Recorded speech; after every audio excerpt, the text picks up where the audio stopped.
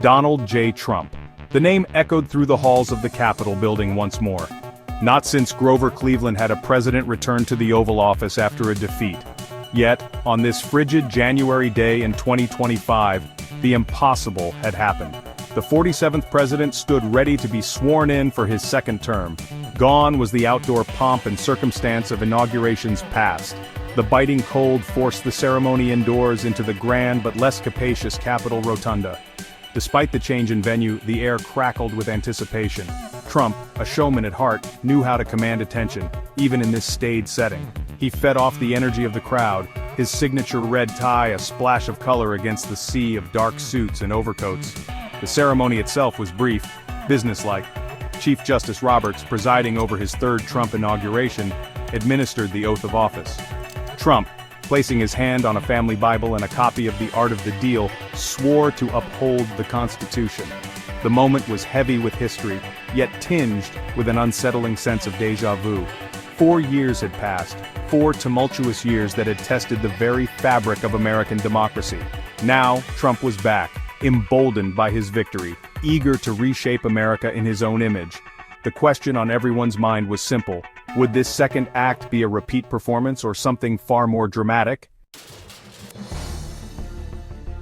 Trump wasted no time in putting his stamp on his second term. He had promised a flurry of executive orders, and he was determined to deliver. From immigration to the environment, transgender rights to the TikTok ban, Trump's pen moved with furious speed. Within hours of taking the oath, he had signed over 50 executive orders, shattering previous first-day records. Each stroke of his pen was met with cheers from his supporters and groans of dismay from his detractors. The orders themselves read like a greatest hits collection of Trump's campaign promises. He moved to undo much of the Biden administration's work, particularly on immigration and climate change. The border wall, a potent symbol of Trump's first term, was back on the agenda, with renewed calls for its completion. Environmental regulations were rolled back, drawing the ire of environmental groups and accusations that Trump was putting corporate profits ahead of the planet. The sheer volume of executive orders was breathtaking. It was a dizzying display of presidential power, one that left many wondering if Congress had been effectively sidelined. Critics accused Trump of governing by fiat, of bypassing the legislative process to enact his agenda unilaterally. They pointed to the Constitution's system of checks and balances, arguing that Trump's actions threatened the very foundation of American democracy. The reaction to Trump's return to power was predictable in its polarization. His supporters, many of whom had never accepted his 2020 defeat, were ecstatic. They saw Trump as a man of action, a strong leader who would finally drain the swamp and restore America to its former glory. Rallies were held, flags were waved, and chants of 4 more years filled the air. For them, this was a victory lap, a chance to finish what they had started 4 years earlier. But for Trump's opponents, it felt more like a descent into darkness.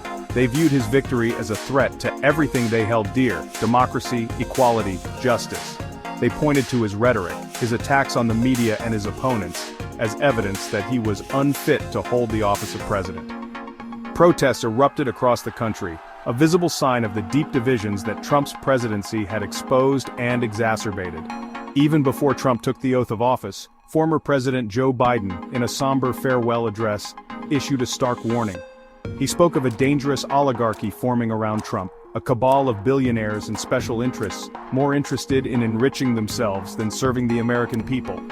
Biden urged Americans to be vigilant, to defend their rights and freedoms against those who would seek to erode them.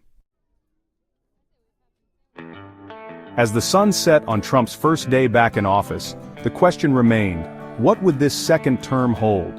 Would it be a time of sweeping change, as his supporters hoped and his detractors feared? Or would the reality of governing in a deeply divided nation temper his ambitions? Only time would tell. But one thing was certain: Donald Trump was back, and he was not going to fade quietly into the night. The world watched with bated breath. America, once a beacon of hope and democracy, now seemed to teeter on a precipice. The future, once filled with promise, now seemed uncertain, shrouded in a fog of doubt and anxiety. The stakes had never been higher, not just for America, but for the world.